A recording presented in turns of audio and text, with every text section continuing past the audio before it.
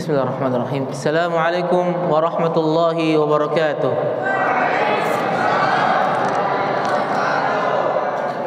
Alhamdulillahi ala ihsanih wa syukru lahu ala taufiqihi wa amtinanih.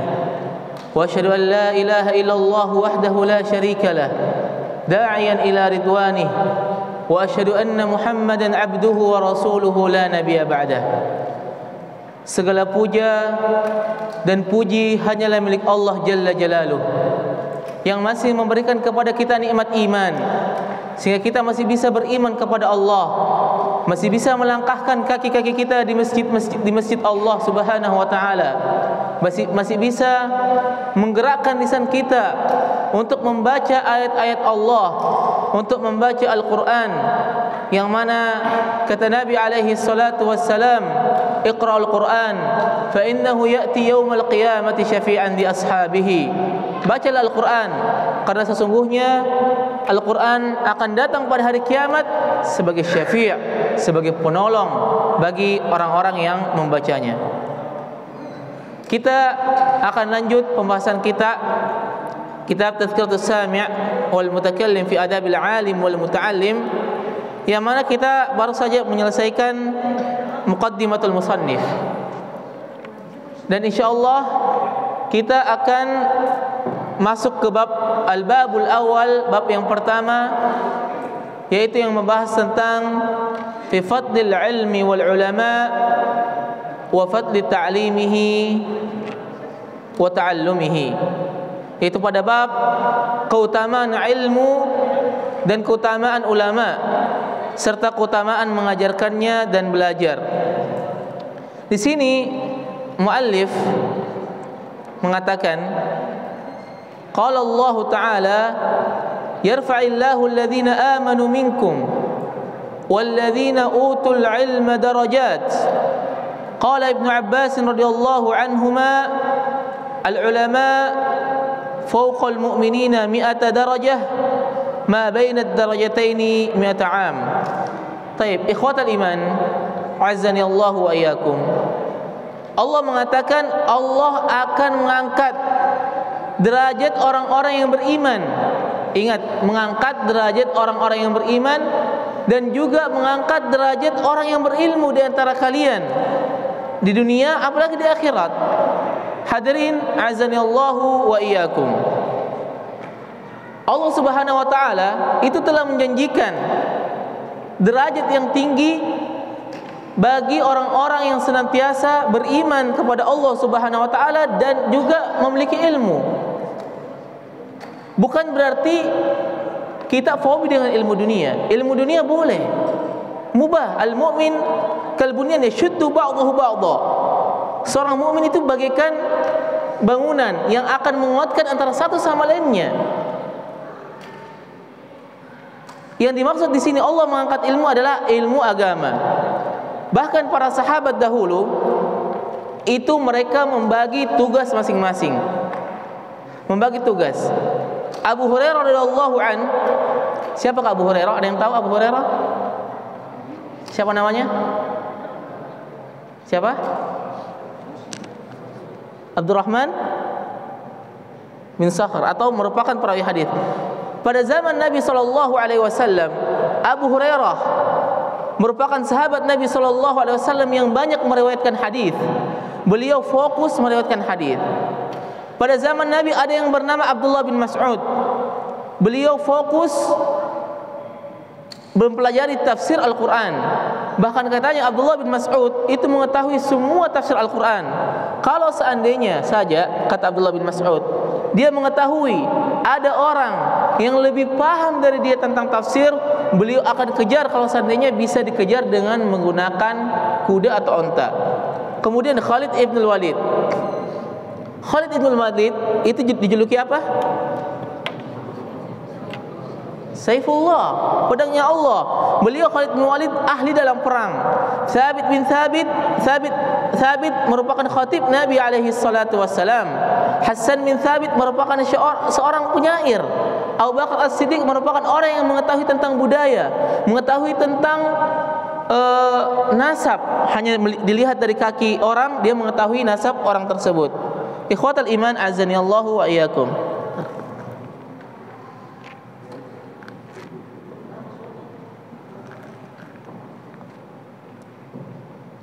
Jadi itulah kehidupan dan tim yang dimiliki sang Nabi. Nabi memiliki tim yang solid, dan bahkan beliau juga memiliki tim yang dikirim ke Yaman. Seperti siapa yang dikirim ke Yaman? Sahabat Nabi Mu'adz bin Jabal. Begitu juga ada seorang sahabat yang disuruh oleh Nabi alaihi salatu wasallam untuk mempelajari bahasa yang lain untuk mendakwahkan agama ini. Oleh karena itulah tim solid Nabi alaihi salatu wassalam. Ikhwatal iman azani Allahu ayyakum. Jadi sekarang ini bukan lagi zamannya Syekhul Islam. Dahulu pada zamannya Syekhul Islam itu banyak menguasai berbagai macam bidang ilmu. Seperti Syekhul Islam Ibnu Taimiyah, beliau menguasai ilmu akidah, beliau menguasai ilmu fikih, beliau menguasai ilmu falasifah, beliau menguasai ilmu hadis, beliau menguasai ilmu tafsir, beliau menguasai ilmu sirah, beliau menguasai ilmu riwayah wa dirayah, dan lain sebagainya. Begitu juga para ulama zaman dahulu. Ada Syekhul Islam juga dinamakan Ibnu Hajar Al-Asqalani. Syekhul Islam juga dinamakan Imam An-Nawawi. Beliau enggak hanya ahli hadis, beliau juga ahli fikih. Imam An-Nawawi, Imam Ahmad yang terkenal, beliau bukan hanya ahli sebagai di bidang hadis, tapi beliau juga ahli di dalam bidang fikih dan juga termasuk salah satu dari ulama madhab, yaitu Imam Ahmad bin Hanbal rahimahullah. Tapi zaman sekarang, zaman sudah berubah. Zaman sudah berubah. Sekarang zamannya bukan lagi zaman Syekhul Islam. Sekarang zamannya zaman spesialisasi. Zaman spesialisasi. Kalau antum ingin memberikan kontribusi antum untuk diri sendiri dan umat, antum harus memiliki spesialis di salah satu bidang. Enggak semua bidang kita bisa kuasain. Antum harus fokus di satu bidang. Kalau antum ingin menjadi orang yang sukses, maka antum harus fokus di satu bidang.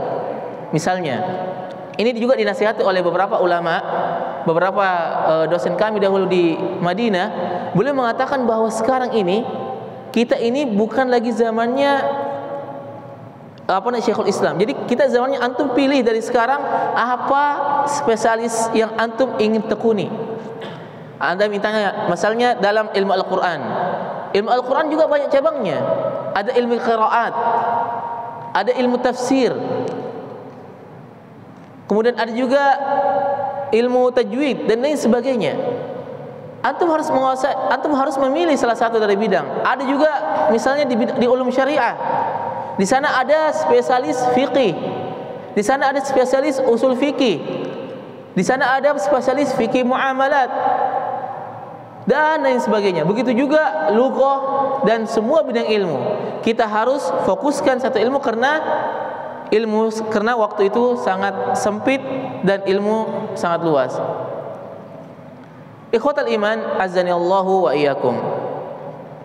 Kenapa orang sekarang nih, kalau kita melihat di luar sana, banyak orang fokus lebih ke ilmu dunia. Kita sebelum berbicara akhirat, mari kita berbicara tentang ilmu dunia dulu. Untuk menjadi orang sukses, kita bicara ilmu dunia. Untuk menjadi seorang sukses atau orang mau jadi orang kaya pada zaman sekarang, itu antum tidak harus mempelajari semua pelajaran. Mau misalnya mencari maisha, mencari uang, itu tidak harus mempelajari pelajaran. Yang terpenting antum kuasain satu bidang, antum fokus di sana. Kalau bisa menjadi master kelas di sana, maka antum akan sukses di dalam dunia ilmu tersebut. Contoh, antum misalnya matematika merah. Di sini ada pelajaran matematika? Hah? Kemudian misalnya IPA merah, bahasa Indonesia merah, bahasa daerah merah.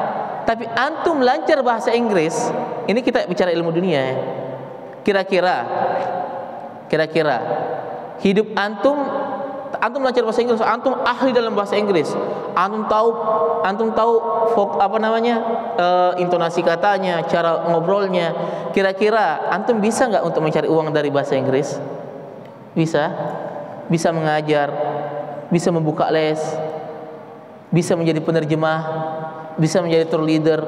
Walaupun tapi semua pelajaran yang lain antum merah, tapi antum satu fokus, maka antum bisa hidup.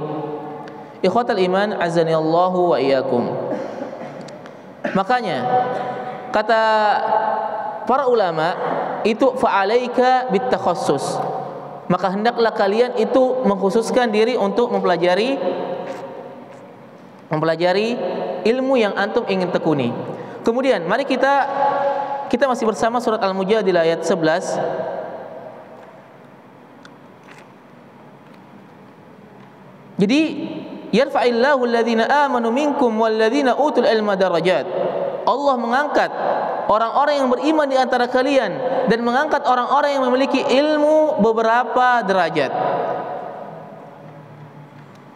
Ayat ini mendidik kita untuk senantiasa memuliakan ulama, memuliakan ahli ilmu. Karena salah satu kemuliaan ilmu adalah memuliakan ahlinya.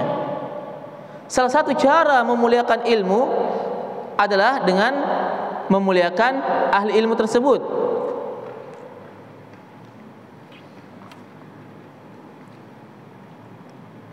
Sebagaimana dikatakan oleh Syekh Al-Utsaimin, mengatakan man lam yukrimul ilm la yukrimul ilm. Barang siapa yang tidak memuliakan ilmu, memuliakan Al-Quran, memuliakan hadis Nabi, termasuk memuliakan ahli ilmu, maka ilmu itu tidak akan memuliakan dirinya. Bagaimana kita memuliakan seseorang kalau kita tidak mengetahui kedudukan tersebut? Oke, bagaimana caranya antum memuliakan ilmu? Kenapa ilmu itu harus dimuliakan? Kenapa? Kalau kita ingin memuliakan seseorang, ibaratnya nih, antum ingin memuliakan seseorang, antum harus tahu dulu kedudukan orang tersebut.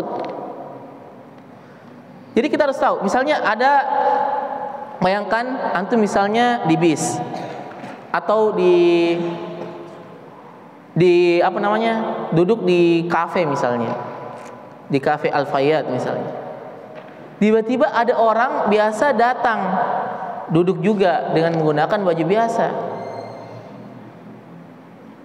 Kalau antum nggak tahu dia, antum biasa saja. Tapi kalau antum tahu yang datang adalah seorang pemilik sanad tertinggi dalam Al-Quran, pasti antum muliakan. Antum tanya bagaimana kabarnya. Antum tahu bahwa dia adalah seorang ulama, pasti antum muliakan.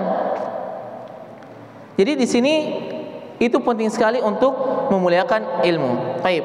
Makanya bab pertama di sini ditulis keutamaan dan kedudukan ilmu. Yang kedua, itu yang pertama. Yang kedua, tujuan penulis memulai buku ini bab pertama adalah tujuannya adalah untuk memotivasi kita agar kita mempunyai adab yang tinggi. Karena mengetahui keutamaan ilmu dan ulama, maka secara otomatis akan mencambuk kita untuk beradab tinggi di hadapan para ilmu dan ulama. Kenapa? Karena tahu kemuliaannya. Jadi kita harus tahu kemuliaan ilmu. Makanya di bab pertama ini penulis menulis fi fadlil ilmi wal ulama, keutamaan ilmu dan ulama. Banyak orang yang tidak memuliakan ilmu. Kenapa mereka tidak memuliakan ilmu? Karena tidak tahu keutamaannya. Makanya sebagian para ulama mengatakan bil adabi tufhamul ilm. Hanya dengan adab kita bisa paham terhadap ilmu. Karena ilmu itu mahal, jamaah. Ilmu itu tinggi. Ilmu itu mahal, ilmu itu tinggi. Syekh Al-Utsaimin pernah mengatakan al-ilmu jamalun wa la yahsul jamal illa al-jamal. Ilmu itu indah dan tidak akan mendapatkan keindahan kecuali orang-orang yang mampu bermain cantik dalam menggapai ilmu. Siapa yang mampu bermain cantik dalam mendapatkan ilmu? Adalah orang-orang yang memiliki adab dan akhlak. Orang-orang yang memiliki adab dan akhlak. Alasan ketiga, kenapa muallif di sini atau penulis buku ini menulis bab yang pertama tentang keutamaan ilmu dan ulama, agar kita semangat sebagai penuntut ilmu itu semakin dekat dengan majelis ilmu. semakin dekat dengan ulama. Kenapa demikian? Karena manusia itu bertindak karena sikap asas ada keuntungan. Kita ini sebagai manusia bersikap karena ada keuntungan. Kalau dia merasa bahwa saya punya keuntungan buat saya, dia kerjain. Antum misalnya, kenapa antum menghafal Quran? Kenapa antum menghafal Quran? Kenapa? Apa? Karena mencari ridha Allah. Antum. Siapa namanya? Oke, kenapa antum menghafal Quran? Kenapa? Sama jawabannya. Ada yang lain? Antum, kenapa antum menghafal Quran? Kenapa? Ingin memakaikan mahkota kepada orang tua. Itu ada motivasi. Dia menghafal Al-Quran, dia motivasinya menggapai ridha Allah, untuk memakaikan mahkota kepada orang tuanya di akhirat kelak. Masya Allah, tujuan yang mulia, ada target sehingga dia semangat untuk menghafal Al-Quran. Oke. Ikhwatal iman azani Allahu wa iyyakum. Begitu juga dalam menuntut ilmu, kita harus punya fondasi. Kita harus tahu kenapa kita menuntut ilmu. Kita harus tahu kenapa kita menuntut ilmu agama. Ikhwatal iman azani Allahu wa iyyakum. Menuntut ilmu itu butuh perjuangan. Menuntut ilmu itu tidak mudah. Kalau mudah semua orang akan menuntut ilmu. Apalagi mengamalkan ilmu itu sangat berat. Jadi kita harus mengetahui keutamaan ilmu. Makanya di sini fi fadlil ilmi wal ulama, dalam buku ini disebutkan di awal kitabnya, di dalam keutamaan ilmu dan ulama, biar kita termotivasi. Biar kita termotivasi untuk menuntut ilmu. Biar kita lebih semangat lagi untuk menuntut ilmu. Al-Imam Ibnul Jamaah, sebagaimana ulama klasik lain, beliau akan memulai dari ayat-ayat Al-Quran dan hadis Nabi dan diikuti oleh ucapan-ucapan para ulama. Baik. Di dalam kitab ini hanya disebutkan dari ayat yarfa'illahu alladhina amanu minkum walladhina utul ilma darajat. Kita akan membahas ayatnya, kita akan membacakan ayatnya yang panjang. Allah mengatakan, a'udzubillahi minasyaitonir rajim, yarfa'illahu alladhina amanu. Ya ayyuhalladzina amanu, idza qila lakum tafassahu fil majalisi fafsahu yafsahillahu lakum wa idza qila anshuzu fanshuzu yarfa'illahu alladhina amanu minkum walladzina utul ilma darajat wallahu bima ta'maluna khabir. Wahai orang-orang yang beriman, apabila dikatakan kepadamu, berilah kelapangan dalam majelis-majelis, maka lapangkanlah, niscaya Allah akan memberikan kelapangan untukmu. Dan apabila dikatakan berdiri kamu, maka berdirilah, niscaya Allah akan mengangkat derajat orang-orang yang beriman di antara kamu dan orang-orang yang diberi ilmu beberapa derajat. Dan Allah Maha teliti terhadap apa yang kamu kerjakan. Taib. Ini Al-Mujadilah ayat 11. Riwayat dari Ibnu Abbas, ini secara substansi benar. Ulama di atas, orang-orang yang beriman itu yang tidak punya, orang-orang yang beriman yang tidak punya ilmu itu diangkat juga derajatnya ketika dia beriman. Bagaimana juga antara orang yang berilmu, apalagi juga orang yang berilmu. Kemudian di sini, di dalam buku ini disebutkan ulama itu di atas kaum mukminin itu 100 derajat. Ma baina darajataini mi'atu am. Di antara satu derajat dengan derajat lainnya itu saking tingginya derajatnya itu seperti 100 tahun. Tapi perlu diketahui bahwa hadis ini tidak valid dari Nabi alaihi salatu wassalam. Oke, kita akan membahas tentang faidah Al-Mujadilah ayat 11. Yarfa'illahu alladhina amanu minkum. Yang pertama, ayat ini secara gamblang menjelaskan bahwa Allah akan mengangkat derajat orang-orang yang beriman. Jelas Allah mengatakan Allah akan mengangkat derajat orang-orang yang beriman dan orang-orang yang berilmu beberapa derajat di dunia. Janji Allah di dunia maupun di akhirat. Karena derajat di sini nakirah yufidul umum. Ini keutamaan ilmu. Kalau antum ingin mulia, Kalau antum ingin diangkat derajatnya oleh Allah, kuncinya dua, yaitu iman dan ilmu. Kita ingin tidak dihinakan oleh orang lain, kita ingin tidak diremehkan oleh orang lain, tidak ingin diinjak-injak oleh orang lain, maka kuncinya adalah iman dan ilmu. Imam Ibnu Qayyim mengatakan, innal ilm yarfa'u sahibahu fid dunya wal akhirah. Ilmu itu akan mengangkat pemiliknya di dunia maupun di akhirat. Tidak hanya di akhirat saja, tetapi di dunia. Ma la yarfa'ul malik walal mal. Dan kemampuan ilmu itu mengangkat seseorang itu melebihi kemampuan kekuasaan atau harta.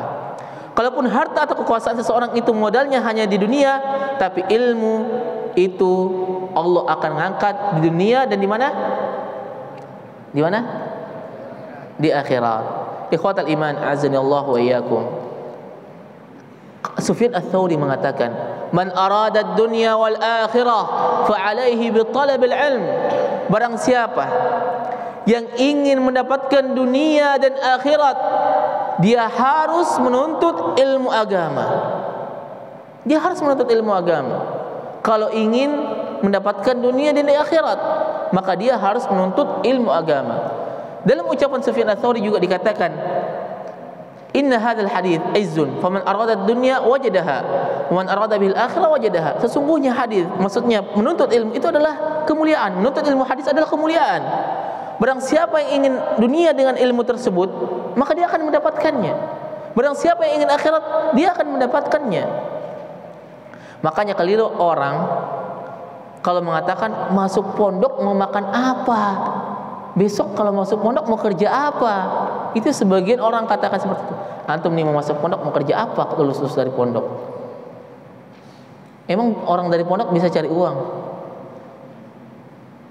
Mau makan apa? Padahal jelas ini dari petunjuk daripada ulama, man arada dunya wal akhirah fa alaihi bi talabil ilm.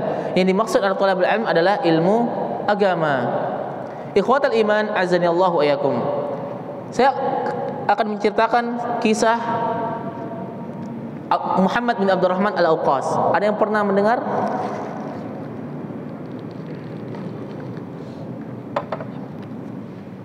Ada yang pernah mendengar kisahnya Muhammad bin Abdurrahman Al-Auqas?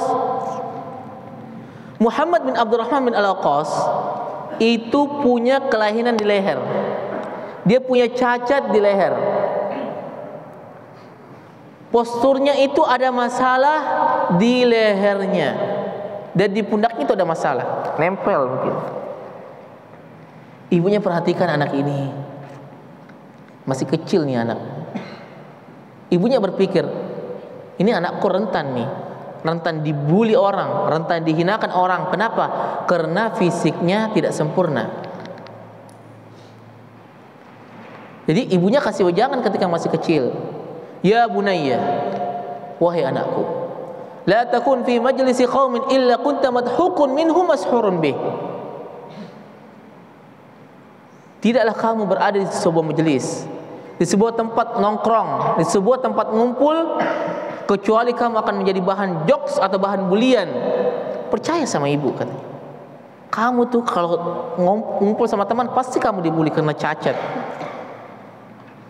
Apa closing statement dari ibunya? Fa'alaika bitalabil ilm. Kamu harus menuntut ilmu agama, nak. Ini salah satu penyelamatmu. Fa'innahu yarfa'uk. Karena ilmu agama itu mengangkatmu. Apa yang terjadi? Muhammad ini belajar dan belajar. Ini nasihat ibunya tertancap di dalam hati. Akhirnya Allah angkat derajatnya. Dia sukses dan dia menjadi hakim di Mekah selama 20 tahun. Dimuliakan orang-orang menghormati, padahal fisiknya tidak sempurna. Dan kalau ada orang yang punya perkara, punya masalah, duduk di hadapannya, dikisahkan di dalam kitab-kitab, itu gemetar, deg-degan itu kalau dapat. Kenapa? Karena wibawanya tinggi. Dia berilmu, alim besar, jadi hakim syar'i di Mekah. Jadi kalau ada orang ingin menyelesaikan masalahnya, Kemudian di hadapannya ada Abdurrahman, Muhammad bin Abdurrahman bin Qais. Ini di hadapannya dia gemetar orangnya. Makanya tidak ada yang berani bully dia. Kenapa? Karena ilmu. Karena ilmu. Semakin tinggi ilmu kita, semakin Allah mengangkat derajat kita di dunia maupun di akhirat. Apalagi di Indonesia nih. Jangankan ilmu. Jangankan ilmu. Orang saja, casingnya saja berilmu, itu sudah dimuliakan. Antum misalnya ke bandara. Antum lihat ada orang, dia misalnya tidak berilmu, tapi casingnya seperti ahli ilmu. Dia jenggotnya panjang, pakai gamis, pakai sorban. Yang disuruh imam siapa? Paling yang pakai batik itu misalnya ustadz misalnya. Yang disuruh imam itu, apa namanya? Yang casingnya casing ahli ilmu. Itu di Indonesia. Walaupun mereka tidak perlu itu jenggot asli atau jenggot palsu, tapi penampakannya seperti ustadz gitu kan, itu dimuliakan di Indonesia. Makanya kan ini belum benar-benar ulama. Makanya Syekh Abdul Aziz bin Baz mengatakan, kalau anak Anda cerdas, ini untuk bapak-bapak ya, dan mau taruh dan bingung memasukkan di fakultas mana karena anaknya cerdas, maka masukkan ke ilmu agama. Jadi Allah akan angkat derajatnya, Allah akan memuliakan dia. Makanya antum yang ada di sini belajarlah dengan serius. Belajar dengan serius. Antum harus punya target. Antum kapan antum hafal 30 juz? Di sini kan targetnya 30 juz. Satu hari berapa ayat yang antum harus hafalkan? Kemudian niatkan ikhlas karena Allah, dan niatkan bahwa antum itu mencari ridho Allah dan mencari kedudukan di akhirat kelak. Ikhwatal iman, azanillahu wa iyyakum. Diriwayatkan oleh Al-Imam Muslim, ketika Nafi' bin Abdul Harith bertemu dengan Umar di Asfahan, lalu orang-orang punya perhatian itu berusaha mempelajari, dan orang ini punya perhatian untuk berusaha mempelajari tafsir Al-Quran. Dan Allah muliakan dia. Saya ulangi, riwayat oleh Imam Muslim, ketika Nafi' bin Abdul Haris bertemu dengan Umar, kemudian salah satu nasihatnya adalah orang-orang yang punya perhatian, berusaha memperhatikan tafsir Al-Quran, Allah angkat derajatnya di dunia maupun di akhirat. Ibnu Habzah, ada yang kenal Ibnu Habzah? Ada yang pernah dengar tentang Ibnu Habzah? Ibnu Habzah adalah seorang budak. Tahu antum budak? Budak itu zaman dahulu itu ada, sekarang udah nggak ada. Budak itu diperjualbelikan, hina dia. Budak itu disuruh apa saja, dan nggak digaji juga nggak masalah. Itu namanya budak. Zaman dahulu yang diambil dari perang atau harta rampasan perang. Kisah Ibnu Habzah ini orang yang berasal dari budak, bisa dimuliakan oleh Allah karena taufik lalu iman dan ilmu yang beliau miliki. Ikhwatul iman, azanillahu wa iyyakum. Dan itu termasuk kisah Ibnu Habzah, termasuk kisah yang masyhur yang mana kisah beliau itu masyhur, seorang budak yang diangkat derajatnya oleh Allah Subhanahu wa taala. Makanya kami nasihatkan bagi antum yang masih muda. Antum ini masih muda semua ya.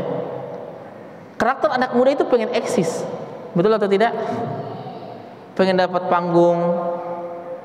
Banyak anak-anak muda tidak tahu cara yang berkelas untuk bisa diakui dan bisa dapat panggung dalam konotasi positif. Berbeda dengan keadaan anak muda pada zaman sahabat. Pada zaman sahabat, tanpa cari muka, tanpa harus lebay kalau bahasa sekarang, tanpa bertingkah aneh, mereka dilibatkan oleh orang tua mereka, sebagaimana Abdullah bin Abbas dilibatkan oleh Umar ibn Khattab jika mereka kumpul dengan alumni perang Badar. Jadi gini, ulama-ulama zaman dahulu, para sahabat, ketika mereka itu eksisnya berkelas. Seperti kisahnya Abdullah ibn Abbas. Beliau semenjak kecil menuntut ilmu syar'i. Dan beliau banyak dilibatkan oleh Umar ibn Khattab, yang mana Umar ibn Khattab merupakan seorang sahabat Nabi yang sangat mulia, merupakan seorang presiden merupakan khalifah ar-rasyidin. Jadi dahulu itu ada namanya alumni perang Badar. Ada alumni perang Badar. Alumni perang Badar ini adalah senior, sahabat-sahabat senior. Abdullah bin Abbas adalah anak kecil, anak masih muda sekali. Umar ibn Khattab kalau lagi ngumpul nih sama alumni perang Badar, itu ada Abdullah bin Abbas, padahal masih kecil. Yang tua-tua ini sebagian alumni perang Badar yang sudah tua, sudah sepuh, itu risih dengan keberadaan Abdullah bin Abbas. Kok ada anak kecil di sini? Namun ada sebagian bertanya kepada Umar ibn Khattab, "Ya Umar, kenapa anak kecil ini masuk ke kita? Kenapa masuk ke kita? Kenapa masuk ke circle kita? Kalau seandainya Abdullah bin Abbas boleh di sini, boleh dong kami ikut-ikutkan anak-anak kami itu ngumpul bareng-bareng kami." Paham nggak maksudnya? Saya ulangi. Alumni orang yang sahabat yang ikut perang Badar adalah merupakan sahabat yang sangat mulia, kedudukannya sangat tinggi. Itu kalau Umar ibn Khattab kalau ngumpul dengan alumni Badar, itu dia bawa Abdullah ibn Abbas, padahal dia masih kecil. Sebagian para sahabat ini risih dengan keberadaan Abdullah bin Abbas yang mana ketika itu masih kecil. Dia bilang, kok ada anak kecil di sini? Kalau gitu boleh dong kami bawa anak-anak kecil kami, anak-anak kami di rumah juga ada. Kenapa ada Abdullah bin Abbas ini? Karena yang kumpul itu orang-orang besar semua. Maka suatu hari Umar bertanya kepada alumni Badar. Dia mengatakan, apa yang kalian pahami pada surat Idza jaa nasrullahi wal fath? Kemudian kata mereka ini secara simpel, kata alumni perang Badar, dalam ayat ini Allah memerintahkan kita untuk memuji Allah. Kemudian Allah memerintahkan kita juga untuk beristighfar, khususnya ketika kita menang. Fasabbih, kena di sana di dalam ayat tersebut fasabbih bihamdi rabbika wastaghfir. Suruh istighfar, suruh memuji khususnya ketika kita menang. Itu kata sahabat alumni perang Badar. Jadi semua seakan-akan sepakat nih. Oh iya, begitu tafsirnya. Kemudian Umar menoleh ke Abdullah bin Abbas. Kemudian Umar bertanya kepada Abdullah bin Abbas, "Wahai Ibnu Abbas, apa pandanganmu, apa pendapatmu tentang ayat Idza jaa nasrullahi wal fath sampai akhir?" Maka Abdullah bin Abbas mengatakan, surat ini adalah tanda bahwa ajal Nabi sudah dekat karena misi sudah berhasil dilaksanakan. Surat ini secara tersirat menjelaskan hal tersebut, pesan tersebut. Apa kata Umar? Yang aku pahami nih, yang mana Umar ibn Khattab adalah ulama pada zaman sahabat ya. Ulama pada zaman sahabat, sahabat terbaik nomor 2 setelah Abu Bakar.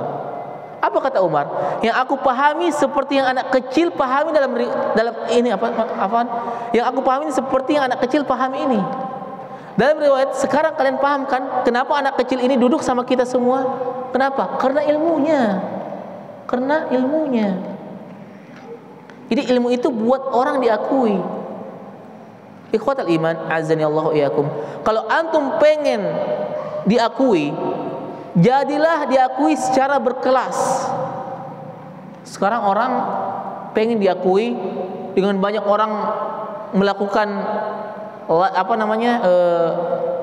di TikTok berbuat tingkah aneh lah, ada yang joget-joget lah, ada ngeprank dan lain sebagainya, pengen diakui. Mukul orang, ngeprank orang tuanya. Kenapa? Pengen diakui, pengen dibilang, pengen banyak likes-nya. Sahabat nggak demikian. Sahabat kalau pengen diakui, sahabat itu diakui kenapa? Karena padahal Abdullah bin Abbas ini itu masih kecil, diakui karena ilmunya. Makanya kalau antum pengen diakui, jadilah diakui secara berkelas. Tentu yang paling utama adalah diakui oleh Allah Subhanahu wa taala. Ini ilmu yang antum harus belajar dan belajar. Ikhwatal iman, azani Allahu wa iyyakum. orang saja kalau menguasai ilmu dunia itu saja diakui. Habibi, tahu Habibi? Ada yang pernah dengar Habibi?